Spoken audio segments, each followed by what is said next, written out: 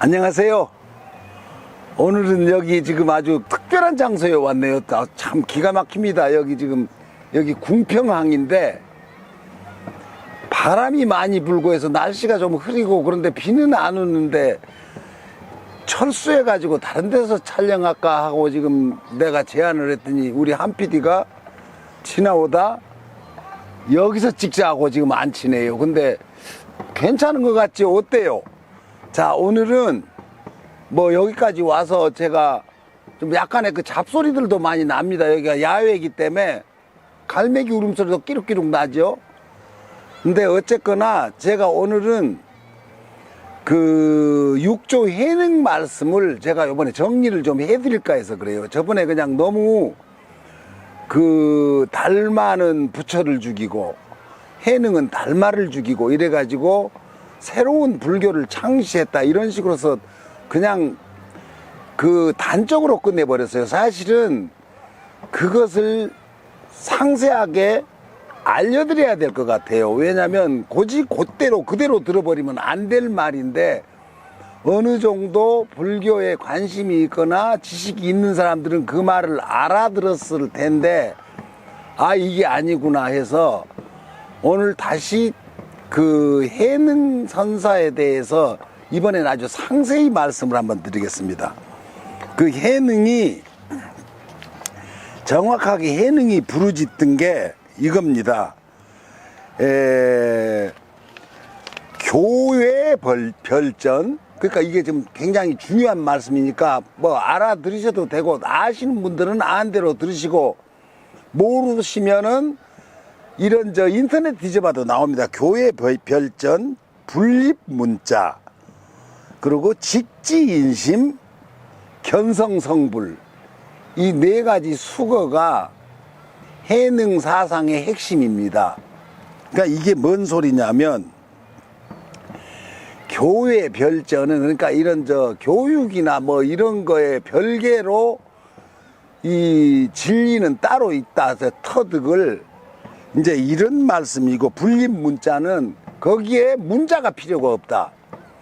그 문자라는 것 자체를 불필요하다는 것보다 문자의 그 필요성이니까 그것이 속성 이런 겁니다. 예를 들면 어떤 사람들이 맹인들이 코끼리를 부분적으로 만지고 와서 코끼리를 전할 때 코끼리가 이렇게 생겼다. 다리만 만지고 온 맹인은 코끼리가 큰 기둥같이 생겼다고 말할 것이고 귀를 만지고 온 사람은 코끼리가 어마어마하게 큰 방석 같은 거다 이렇게 말할 거고 배나 이런 데 어디 만지고 온 사람들은 코끼리는 바위다 이렇게 말할 거란 말이에요. 그래서 코끼리 형상을 제대로 볼 수가 없는 겁니다.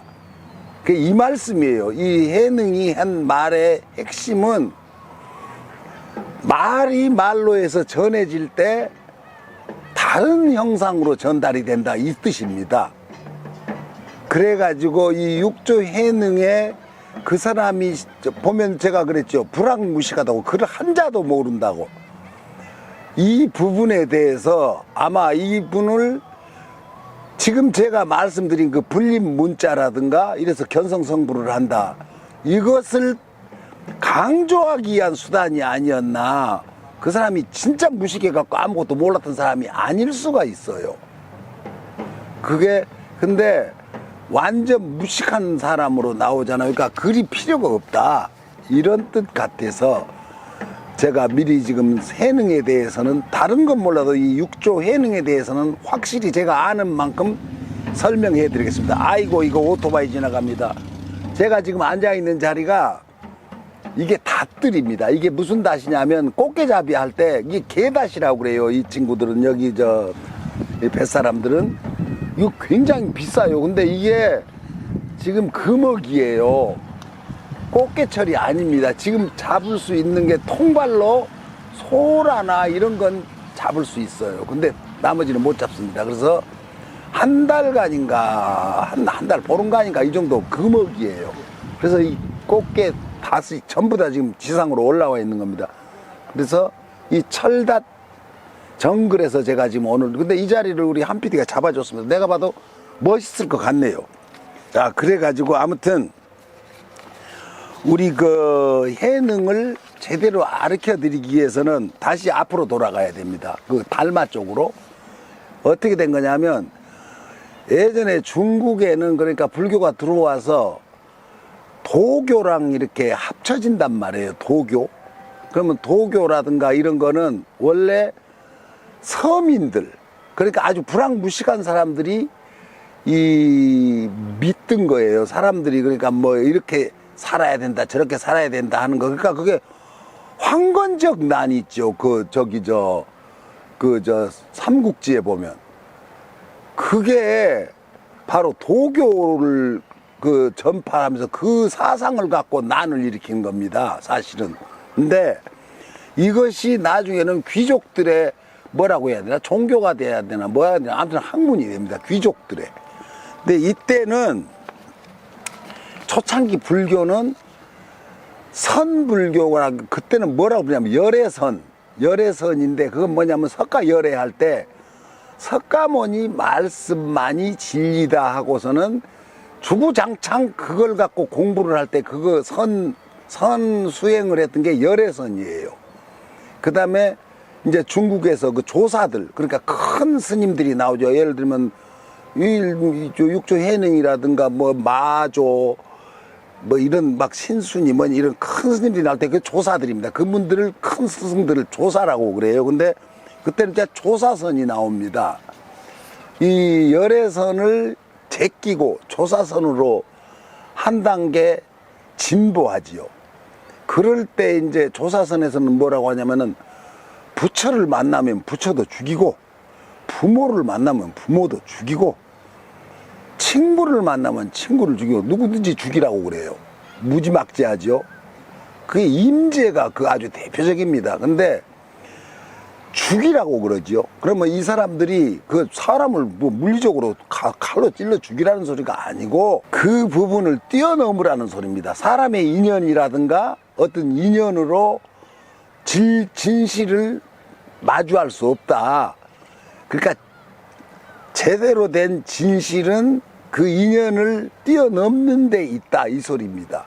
그래서 그때 막 공안이니 화두니 하는 그 어떤 숙제들을 내잖아요. 이게 그 조사선 때 나오는 겁니다. 근데 이게 지금 왜 제가 이 말씀을 하냐면 아까 번번이 말씀드립니다마는 그 육조 해능, 예? 육조 단경. 그 육조 단경이라는 말이 무슨 뜻인지를 다시 설명해 드릴게요. 뭐냐면 제가 그때 막 그 한문이 뭐 이것이 은단할 때 단자니 뭐니 이러면서 개그를 했는데 그게 아니고 육조는 말 그대로 이제 그 여섯 번째라는 뜻이니까 큰 뭐 그건 없습니다.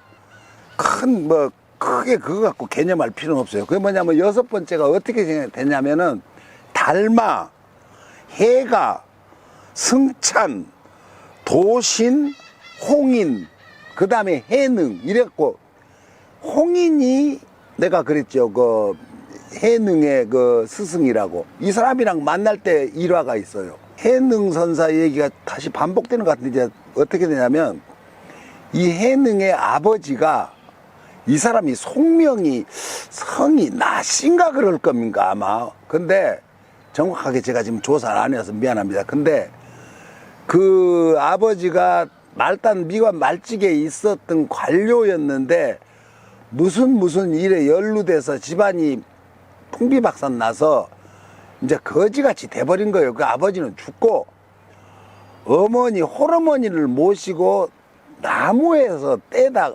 팔아서 간신히 밥 먹고 살던 그런 지경에 살았어요. 이 지금 저 육조 해능이. 근데 이 사람이 어느 때 나무를 하러 산속에 들어왔는데 어디서 묘한 그 설법을 하는 소리가 나요. 그때 그러니까 그 큰 스님은 아닌 것 같은데 누군가가 금강경을 이렇게 설법을 하고 있었나 봐. 금강경을. 그런데 그 소리를 듣고 너무나 그냥 감명을 받은 거예요, 이 사람이. 그러니까 이것도 좀 앞뒤가 안 맞는 게 글도 모르고 나무나 해다 갖다 팔아서 그날 끼니 때우던 사람이 어떻게 그 금강경이라면은 경전 중에서도 굉장히 어려운 경입니다. 그걸 설하니까 그것에 감명받아갖고 나무 안 하고 거기 서서 그거 듣고 있다.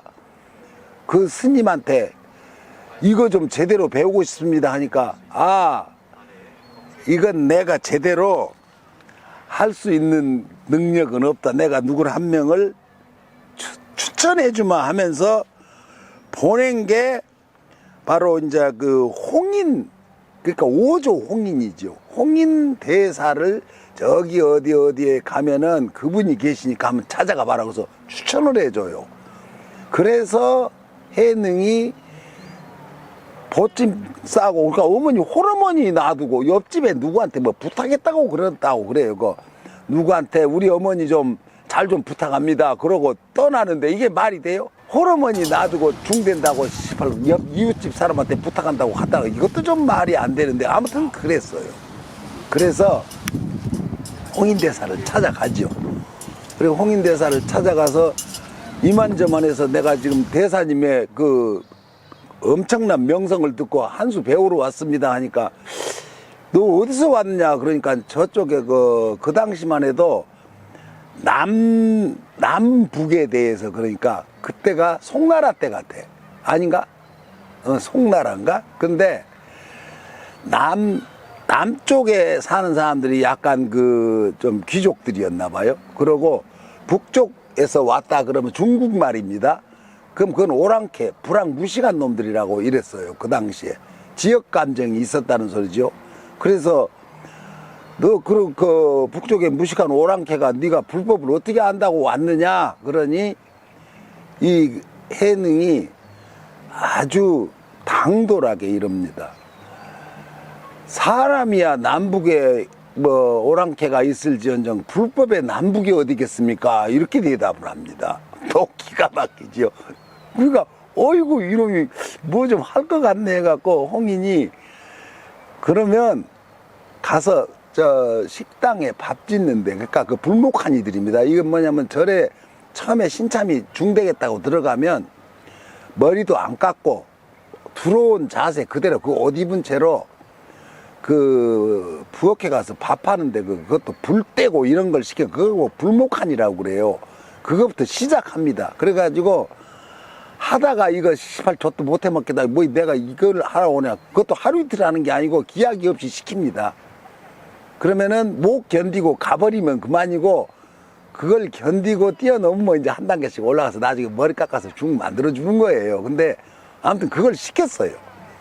근데 그 근근히 그걸 열심히 하고 있는데 홍인이, 그러니까 그 큰 스님네들은 주기적으로 자기 그 제자들을 시험을 합니다. 어느 정도 공부가 됐나 보자 하고. 그래서 어느 때 이제 자, 글 하나씩, 시를 하나씩 써서 올려라. 내가 검토를 하겠다, 내 제자들아. 그런데 그때 신수 스님이 당연히 이제 그 홍인의 문화의 수제자로 그 의발을 전수받을 거라고 모든 중들이 다 생각하고 있었어요. 그 사찰에. 근데 그 신수가 시를 멋지게 집니다. 그 한문으로 쫙 있는데 내가 그걸 외워야 되는데 그거 못 외웁니다. 나는이 길진 않아도. 근데 대략 이런 얘기입니다.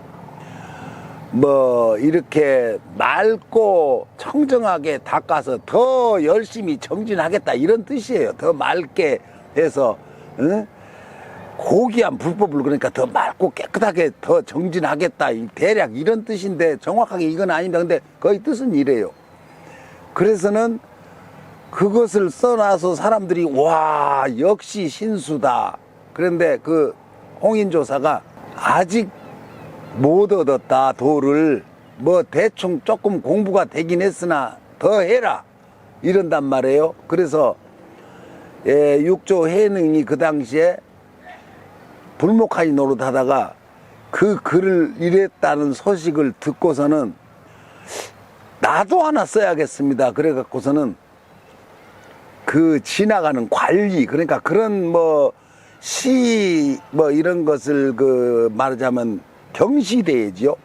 그런다고 할 때는 이제 그 큰 행사로 했나 봐요. 그래서 그 지역의 관료라든가 그 높은 사람들도 그걸 구경 오고 그랬나 봐. 근데 이 해능이 글을 못 쓰니까 누구한테 한번 붙잡고 제 걸 한번 써주십시오. 그래서 누구 관료 중에 누가 땅바닥에다가 흙에다 그냥 씁니다. 이렇게 지팡, 그 막대기로. 뭐 이런 식이에요. 그것도 또 다 못 외웠습니다. 근데 정확하게 그 앞에 신수 스님의 시를 완전히 묵사발 만드는 시지요. 뭐냐면 그 사람은 이제 더 맑고 깨끗하게 해서 더 정진해서 부처님의 법을 더 빛내겠다 그런 식의 글인데 해능이 도대체 아무것도 없는 걸 뭘 닦고 뭘 한단 말이냐. 원래 아무것도 없는 것을 이런 식의 글을 씁니다. 그래서는 이야 이거 보통 그 쓴 사람도 뭔지는 모르지만 이거 멋지다.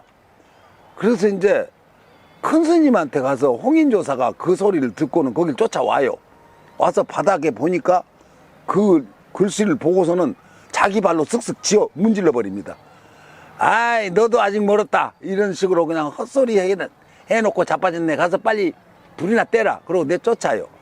가면서 이 홍인조사가 어떻게 하고 가냐면 주장자 지팡이 그 이쁘게 생긴 거 그거를 해능한테 콩콩콩 하고 3번 찍고 갑니다. 그러면 이게 지금 일반인들이 이거 뭐 저 사람이 왜 찍고 가나 했는데 해능은 그걸 알아차려요. 야반 3경에 3번 찍었으니까 내 방에 와라 이 소리로 알아먹은 겁니다. 이것도 신기하죠. 저도 글도 모르는 사람이 왜 이렇게 완전히 선문답하고 있는 거예요. 이게 지금 뭔 소리냐면 분립 문자입니다. 그러니까 그 부처님이 저 영산, 영치산 저기 독수리봉에서 설법을 할 때 무슨 설법을 할 때 뭐 말씀을 할 때 알아먹었느냐 하고 뭐 대답을 해봐라 할 때 아무도 말을 못하는데 가섭존자가 부처님 제자 빙글에 웃습니다. 그래서 부처님이 같이 웃어주지요. 알아먹은 겁니다. 무슨 말을 한지. 근데 말로 안 하고. 그래서 그 유명한 여마시중의 미소라는 말이 있습니다. 이심전심으로 말을 알아들었다는 소리예요. 전달 않고. 여기에 그게 또 나옵니다. 콩콩콩 3번 찍고 갔는데 누가 그걸 알아먹겠습니까? 솔직히 지팡이 콩콩콩콩 3번 찍고 간 걸. 근데 야반 3경에 내 방에 들려라 이걸로 알아듣고 이 불이나 떼든 놈이 아직 중도 안 됐어요. 3경에 쫓아가니까 기다리고 있는 거예요. 홍인대사가. 어서 들어와라. 그러니까 당연히 올 줄 알고 이놈이면 올 거다 하고. 그래서 거기서 의발을 주면서 자, 내 이 옷하고 그러니까 가사장삼이지요. 내 밥그릇 바루 의발입니다. 그러니까 바루라고 그래요. 밥그릇을 중들 그 바루 탁발할 때 쓰는 거. 그걸로 이제 뭐 저 지금은 탁발 않고 저 절에 가서 혹시 식사 한 번이라도 해본 적이나 그 공양 받을 때 그 이만한 그릇에다 줘서 나중에 물 닦아 먹고 그런 거 있어요. 근데 그걸 전수해주면 그걸 받은 사람이 7조가 되는 겁니다. 말하자면 7조. 지금 6조, 5조 홍인이니까 이제 6조가 되는 거죠. 그걸 당연히 아까 말했던 그 수제자라고 중들이 다 인정하던 신수가 될 걸로 생각했는데 밤에 이걸 줘갖고 넌 빨리 도망가라. 너를 죽일 것이다.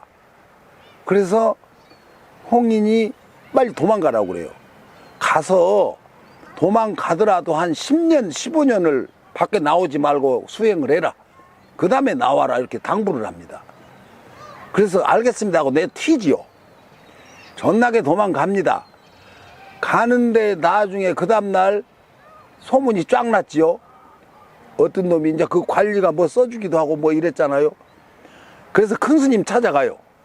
어떻게 된 겁니까 스님? 그러니까 이미 저 남쪽 어디로 가라고 보냈다. 그러니까 세상에 이럴 수가 있나 하고는 모든 중들이 다 일어나고 그 새끼 죽이러 가자고 쫙 사방으로 퍼져갖고 그놈 잡으러 갑니다. 그 해능 잡으러 갔죠.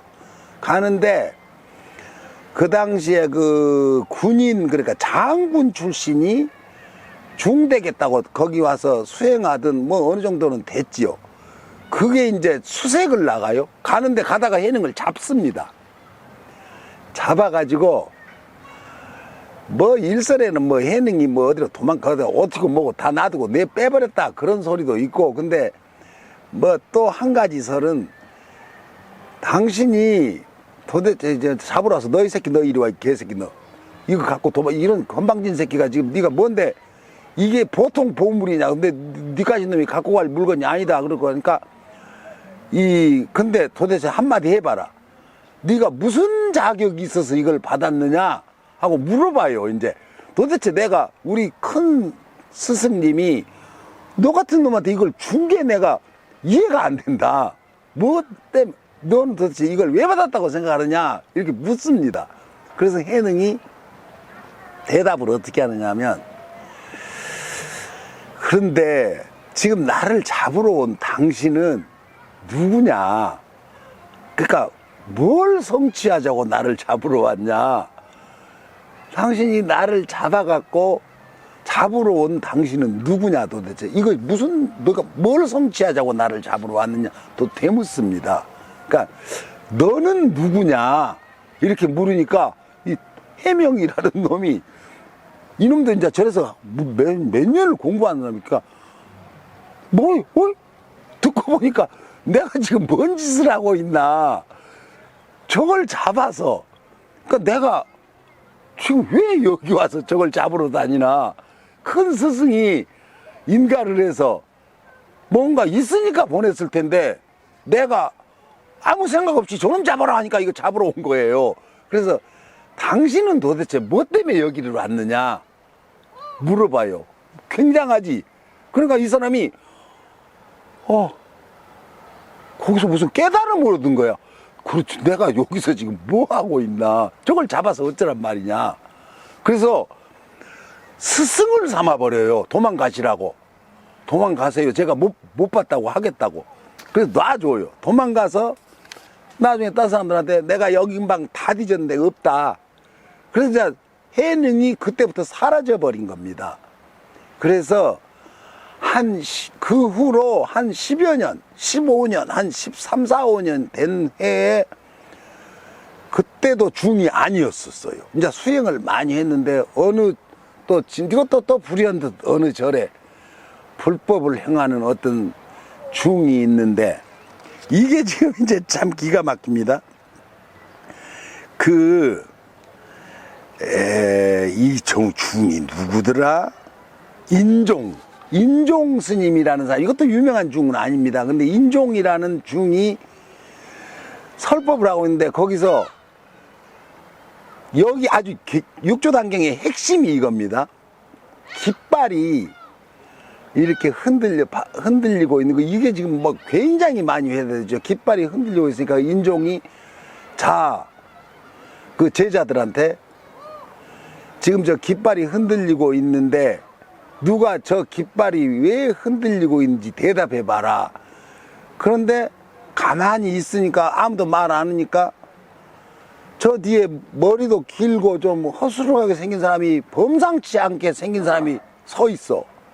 그래서 당신이 얘기 한번 해보시오. 그래요, 인종이. 그러니까 그 당시 그게 해능이었어요. 그래서 저것은 바람도 아니고 깃발도 아니고 여기 마음이 움직인 겁니다.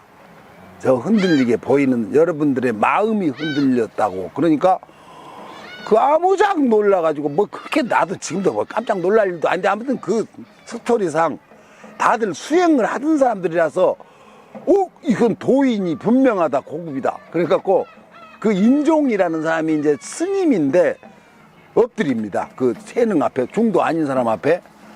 그러고 스승님으로 모시겠습니다 하고 이제 중을 만들어야지요. 중은 중이 스승이라 해야지. 그래서 자기가 직접 머리를 깎아줍니다. 해능의 머리를.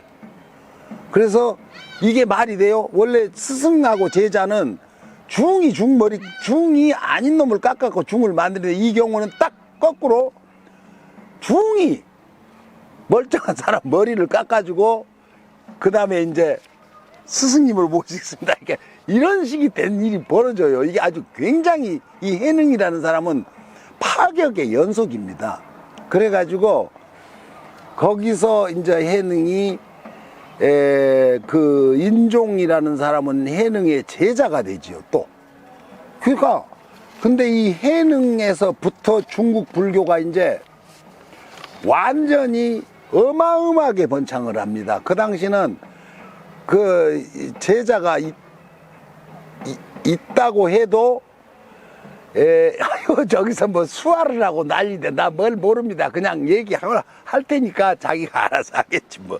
근데 이게 이제 해능 문화에서 어마어마하게 이제 중국 불교가 꽃을 핍니다. 중국 불교가 꽃을 피는데 해능의 제자 중에 남악 회양선사가 있습니다. 이거 지금 얘기가 굉장히 다음 편으로 넘어가야 될 지경인데, 왜냐면 이게 본격적으로 이거 지금 저 불교 그쪽에 그 선 강의를 하다 보면 이건 굉장히 길어집니다. 근데 아무튼 그 나중에 다시 또 하더라도 여기서 가장 큰 스승이 우리가 딱 아는 사람 중에 남악 회양 마조 도일, 굉장히, 그 다음에 이제 또 그 마조 도일의 제자가 백장 청규 막 이렇게 나가는데, 이 부분 백장 청규라는 사람부터 먼저 얘기해 줄게요. 왜냐면 이게 지금 시간이 많이 됐기 때문에 나중에 지금 또 엔딩 부분에 할 얘기가 많습니다. 백장 청규가 무슨 말을 했냐면요, 일일 부작, 일일 불식이라는 말, 유명한 말이 있습니다. 하루 일 안 하면 하루 먹지 마라. 보통 그 당시에 스님네들은 이렇게 탁발을 해서 먹고 살았기 때문에 일을 안 해요. 그것도 뭐 일이라면 일이죠. 늘 그 연불하고 참선하고 하는 것도. 근데 육조 해능은 참선 이런 걸 별로 안 좋아했어요. 사방에 할 게 직접 현장에 가서 도를 깨우쳐라. 왜 앉아갖고 지랄이냐. 그래서 내가 얘기해 줬죠. 이 얘기가 무슨 얘기냐면, 회양선사가 마조도일을 하나를 건질 때 내가 그 얘기 해줬을 거예요. 참선을 아주 눈 빠지게 열심히 하고 있는 놈이 있어서 그 옆에 가서 벽돌 갈았다고 했죠. 그래서 그 벽돌 가는 소리가 시끄럽다고 왜 그러시냐고 하고 따졌던 사람이 마조도일입니다. 마조도일이 누구냐면 속과 성이 마씨예요. 근데 이 사람이 중국 불교를 어마어마하게 키운 사람입니다. 근데 그 얘기는 나중에 하고, 우리 저 마조도일이 크게 한 130명 제자를, 큰 제자를 만들었는데, 그 사람이 큰 스승이 돼가지고 고향을 찾아갔어요. 근데 지금 우리 도문 스님도 지금 고향 쪽에 가 계신데, 내가 도문 스님한테 그때 혹시 만약에 그 법회 같은 게 있어서 신도들한테 모여 있으면 이 얘기 해주려고 만들어 놓은 얘기인데 들어보세요.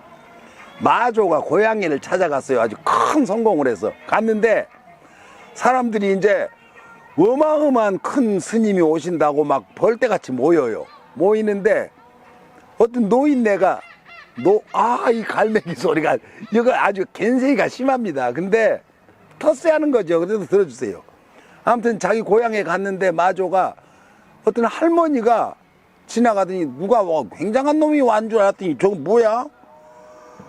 저거 저 청소하던 저 마간의 꼬마 아니야? 그랬대요. 마조 선사가 지나가니까 자기 보니까 옛날 그 아주머니가 꼬부랑 할머니 돼갖고 뭐 굉장한 놈 왔다고 그러더니 저거 우리 동네 청소하던 놈 아들 아니야 저거.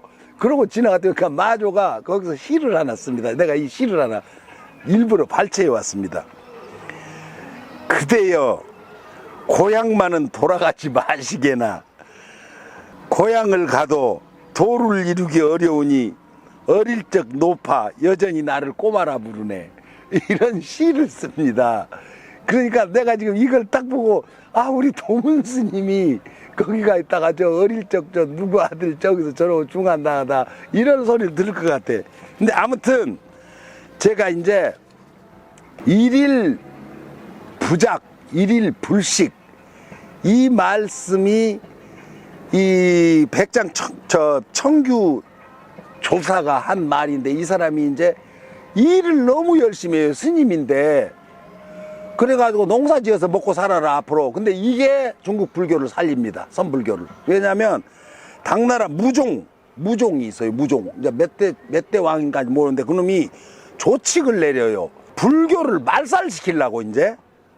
그럴 때 전국에 4만 개 사찰하고 4,600개 승원, 그리고 26만 한 5천 명 정도 되는 비구니, 승려, 비구니를 환속시킵니다.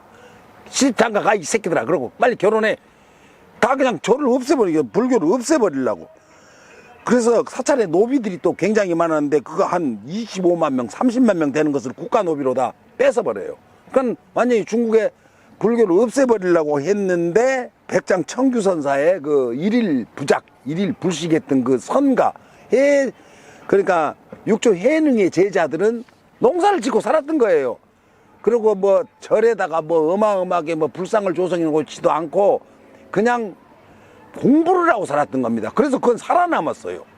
그래서 지금 현재 조계종이 아직도 명맥을 잇는다고 보시면 됩니다. 이게 백장 청규선사의 어마어마한 그겁니다. 근데 이런 분이 딱 있었어요. 부산에 가면은 서남사라는 절이 있는데, 이거 제가 불교신문에 연재했던 만화에 나옵니다.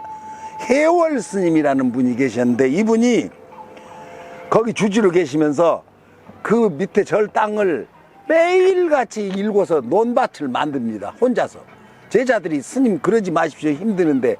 그래도 그걸 만들었는데 그 옆에 인근에 그 농사 짓는 농사꾼들이 찾아와. 이거 실제 있는 일입니다. 농사꾼들이 찾아와서 스님 그거 나한테 파십시오. 그러니까 얼마에 줄 테니까. 그래서 그러시라고. 그 몇만씩 만들고 자기 혼자 죽으라고 개간해서 만드는 거 팝니다. 그건 절 땅이기 때문에 뭐 불법이 아니에요. 절 땅을 떼서 자기가 농사 짓게 해놓고 팔아요. 근데 이게 한마지기당 예를 들어서 100만 원이다. 그 시세가. 근데 이거 한 30만 원에 파세요. 그러니까 그러라고. 그러니까 그 사간 사람을 저 멍청한 중이 지금 시세를 전혀 모르는구나. 얘나 땡 잡았다 그러고 몇만씩 사왔어. 그러니까 이 밑에 중들이 선스님 찾아가서 스님 저 뭔 짓입니까? 그냥 땅으로 팔아도 그보다 비싸게 팔 수 있는데 저걸 넌 다 만들고 밭 다 만들고 저놈한테 사기당했다고 빨리 물으라고. 그러니까 이 스님이 하는 말씀이, 여보시게나 땅은 누가 경작해도 그 땅이 어디 날아가는 거 아니고 맨 땅으로 놔두니 저렇게 농사를 짓게 했으니 얼마나 좋으냐. 맨 땅이었을 때 돈이 생겼냐. 근데 나는 지금 저걸 해서 돈 받았잖냐. 돈이 생겼냐. 이게 누가 이익 본 거냐. 그리고 그 스님네들이 할 말을 잃었다니까, 농토를 만들어서 그 밑에 사람이 먹고 살도록 해야지. 땅 놔두면 뭐하냐, 절땅. 요새 그 가끔 말썽이 있었죠. 뭐 절에서 돈 받는다고, 문화재 뭐 받는다고. 이것도 사실은 조금 잘 깊이 새겨야 될 말입니다. 이거 돌려주는 거지요. 그러니까 우리 스님 중에서도 이렇게 해월 스님이라는 분이 백장 청규선사에 그대로 하셨던 분입니다. 그리고 마지막으로 제가 한마디만 더 붙이겠습니다. 이제 좀 자르더라도 어쩔 수 없습니다. 이재명 우리 의원 말씀을 꼭 이거 지금 이제 엔딩에는 넣어야 되는데, 제가 한 가지 그 중국의 강태공이라는 거 아시죠? 강태공. 여망 강태공 선생, 그분이 이런 중요한 말을 합니다. 자신을 위해서 칼을 쓰지 말아라. 그러니까 무왕을 도와서 주나라를 세웠습니다. 여망 강태공이. 근데 술을 삼가고 함부로 칼 써서는 안 된다. 거울을 통해 스스로 모습을 봐라. 이게 뭐냐면 윤석열이한테 딱 맞는 말입니다. 뭐냐면 칼을 자신을 위해서 쓰지 말아라. 술을 삼가하라. 함부로 칼 쓰지 마라.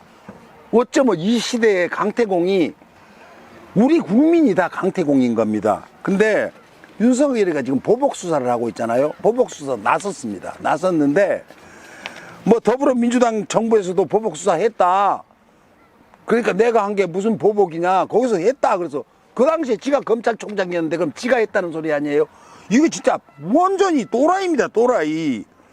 이제 이 사람은 빼도 박도 못하고 저도 보복 당할 겁니다. 정치인들에게 이 새끼들이 또 그 민주당에 지금 이재명 나오지 마라 한 놈들이요. 이 들이 그럼 안 나오면 뭐 하라고. 저도 안 나오겠다고 나왔는데 이재명 밖에 없어요. 지금 이 상황에는. 근데 그것을 지금 곧 이제 출마하신다. 당대표 출마하신다고 하니까 그 이해찬 전 최고위원도 우리 대표도 동의를 했어요. 그러면 이 시대에 지금 아까 제가 그 6조 해능 말씀을 드린 것이 이재명이라는 분이 정치의 패러다임을 바꾸고 있는 겁니다. 우리 정치가 지금 아주 구태의연한 게 계속 내려와요. 내려오는데 6조가 닮아 부처의 그 어떤 구태의연함을 깨부시듯이 지금 이재명이라는 사람이 6조 해능이라고 생각하시면 됩니다. 이걸 들으시는 분들은 이분이 개혁을 하고 다시 나라를 바로 세울 겁니다. 살려낼 겁니다. 그래서 꼭 도와서 민주당 지지자들은 다 깨어나 있어요. 국회의원 새끼들이 처질러 자빠져 갖고 이 지랄입니다. 그래서 현재 당 룰이 어떻게 돼 있냐면요. 당원, 대의원 이거 참 대의원제 이것은 내가 나중에 다시 한번 말씀드릴게요. 근데 오늘 시간이 지금 한 피디 가지고 늙어 죽으려고 그럽니다. 근데 이거 다 다시 정리해야 되고 그래도 이번 선거는 저 룰대로 치러도 이깁니다. 그래서 우선 이재명을 당 대표를 만들어서 당을 정리하는 게 급선무입니다. 자, 우리 저 시청자 여러분, 우리 국민 여러분 도와주십시오. 감사합니다.